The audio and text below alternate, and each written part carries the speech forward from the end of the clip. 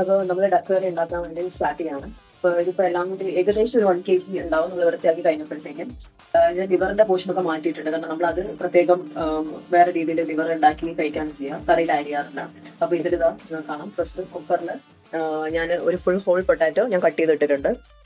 നിങ്ങൾക്ക് കറി തിക്കായിട്ട് വേണമെന്നുണ്ടെങ്കിൽ ഒരു പൊട്ടാറ്റോ കൂടി യൂസ് ചെയ്യാം. ഞാൻ ജസ്റ്റ് ഒരു പൊട്ടാറ്റോ ഇടുന്നുള്ളൂ, കാരണം അതിന്റെ ഫ്ലേവർ ഇത് നിൽക്കും കൂടുതലായിട്ട്. എന്നിട്ട് നമുക്ക് ഈ വൃത്തിയാക്കിയ ഡക്ക് അതിനകത്ത് ഇടാം.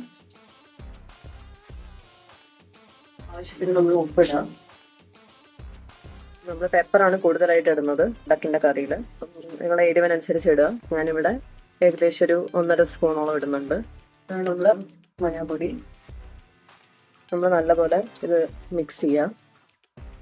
ഇതിപ്പോൾ വിനീഗറാണ്. ഇത് ഒരു ഇതിന്റെ ക്യാപ്പിൽ നമുക്കൊരു 2 പ്രാവശ്യം വയ്ക്കാം.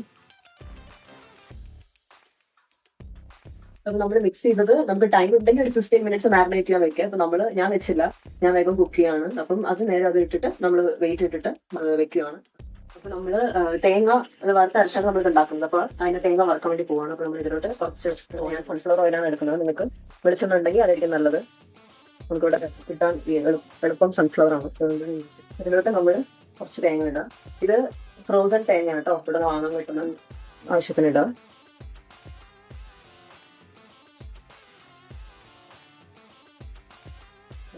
അപ്പൊ മീൻ വരെ നമ്മൾ ഡക്കും വേവിക്കുന്നുണ്ട്.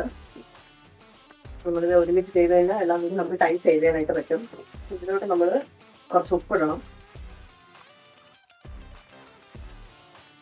കുറച്ച് മഞ്ഞൾപ്പൊടി. നമ്മുടെ ആവശ്യത്തിന് മുളക് പൊടി ഇടുമ്പോൾ നമുക്കതൊരു അറൗണ്ട് ഒരു 2 സ്പൂൺ ഇടാം. ഇത് നമുക്ക് ഡ്രൈഡ് ആയിട്ടുള്ള കറിവേപ്പിലയാണ്.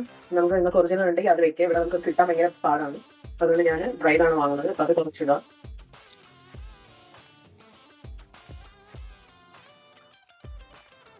നമ്മൾ കുറച്ച് ഇതിൽ സവാളയും കൂടെ ഇട്ടിട്ടുണ്ട്. ഈ പൊടികൾ ഇടുന്നതിന് മുന്നേ ഇട്ട് അത്രയും നല്ലത്.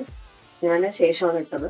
അപ്പൊ നമ്മളത് ശരിക്കും പറഞ്ഞ ചെറിയ ഉള്ളിയാണ് ഇതിൽ കൂടുതൽ ഫ്ലേവർ കൊടുക്കുന്നത്. പക്ഷെ നമുക്ക് അതിവിടെ കിട്ടാൻ കുറച്ച് ബുദ്ധിമുട്ടാണ്. അതുകൊണ്ട് ഞാൻ നോർമൽ സവാളയാണ് ഇട്ടത്. ഇത് പിന്നെ നല്ലോണം മിക്സ് ചെയ്യും. ഇപ്പൊ ഏകദേശം ഇത് 3 വിസിലായിട്ടുണ്ട്. നമുക്കത് ഓഫ് ചെയ്യാം. അപ്പൊ ഇത് ഏകദേശം ആയിട്ടുണ്ട്. ഇത് നമ്മുടെ ചൂട് മാറ്റി വയ്ക്കാം. എന്നിട്ട് ഒരു 10 മിനിറ്റ്സ് ഒക്കെ കഴിഞ്ഞ് മിക്സിയിൽ അടിച്ചെടുത്ത് ഉള്ളിയും തക്കാളിയും എല്ലാം കൂടി വയറ്റെടുക്കാൻ വേണ്ടി പോവാണ്, ഇതിന്റെ മസാലയ്ക്ക് വേണ്ടിയിട്ട്. അപ്പോൾ സവാള ആവശ്യത്തിനുള്ള പച്ചമുളക് നിങ്ങളുടെ എരിവിനനുസരിച്ച് ഇടുക. ഒരു തക്കാളിയാണ് ഞാൻ എടുത്തിരിക്കുന്നത്. ഇതെല്ലാം കൂടി നമ്മൾ ഇതിലോട്ട് ഇടുക.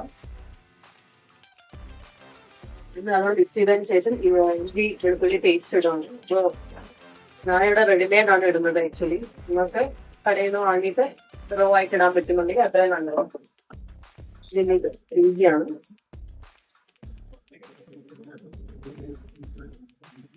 നല്ലോണം മിക്സ് ചെയ്യുക. നമ്മുടെ കോക്കനട്ട് അരച്ചെടുത്തിട്ടുണ്ട്, അത് ഇതിലോട്ട് ഇടാം. അപ്പൊ ഡക്ക് നമ്മൾ ഓപ്പൺ ചെയ്തിട്ടുണ്ട്. അതിൽ ആ വിസിലെല്ലാം പോയതിനു ശേഷം കണ്ടു. ഇതിൽ ഒട്ടും നമ്മൾ വെള്ളം ആഡ് ചെയ്തിട്ടുണ്ടായിരുന്നില്ല. ഇതിന്ന് ഊറി വന്ന വെള്ളമാണ് ഈ സംഭവം. ഒരുപാട് അതിന്റെ ഫാറ്റ് ഉണ്ട്, നിങ്ങൾക്ക് കാണാം. ഇനി ഇതിലോട്ട് നമ്മൾ ഉണ്ടാക്കി വെച്ചിരിക്കുന്ന ഈ മസാല നമുക്ക് ആഡ് ചെയ്യാം. അപ്പൊ അതിന് നമ്മൾ ആ മസാല ഇതെല്ലാം കൂടെ നല്ലോണം മിക്സ് ചെയ്തിട്ടുണ്ട്. ഇതിപ്പോ തിക്ക് ഗ്രേവിയാണ്. ആക്ച്വലി നമ്മൾ ഒരു തുള്ളി വെള്ളം പോലും ഒഴിക്കുക. വെള്ളം ഒഴിക്കാം, കറി വേണമെന്നുണ്ടെങ്കിൽ അത്രയും വെള്ളം ഒഴിക്കാം. നമ്മൾ ഫൈനൽ ഗാർണിഷിംഗ് സ്റ്റേജിലോട്ട് പോവാണ്. ശേഷം ഗരം മസാല ഇടണം. കറി ഇവിടെ റെഡി ആയിക്കൊണ്ടിരിക്കുകയാണ്. വേണമെങ്കിൽ മാത്രമാണ്. എനിക്ക് ഇതിന്റെ ഫ്ലേവർ ഭയങ്കര ഇഷ്ടമാണ്. കോക്കനട്ട് മിൽക്കാണ് ആക്ച്വലി. അപ്പൊ നിങ്ങൾ വീട്ടിൽ നിങ്ങൾക്ക് തേങ്ങാപ്പാലായിട്ട് ആഡ് ചെയ്യാം. ഇവിടെ നമുക്ക് തേങ്ങ എല്ലാം അങ്ങനെയെല്ലാം റെഡിമെയ്ഡ് ആയിട്ടാണ് കിട്ടുന്നത്. അപ്പൊ ഇതൊരു ക്യാനിന്ന് കിട്ടിയിട്ട് നമ്മൾ വാങ്ങിയതാണ്. ഞാൻ കുറച്ച് ഒഴിച്ചു കൊടുക്കുകയാണ് ഇവിടെ.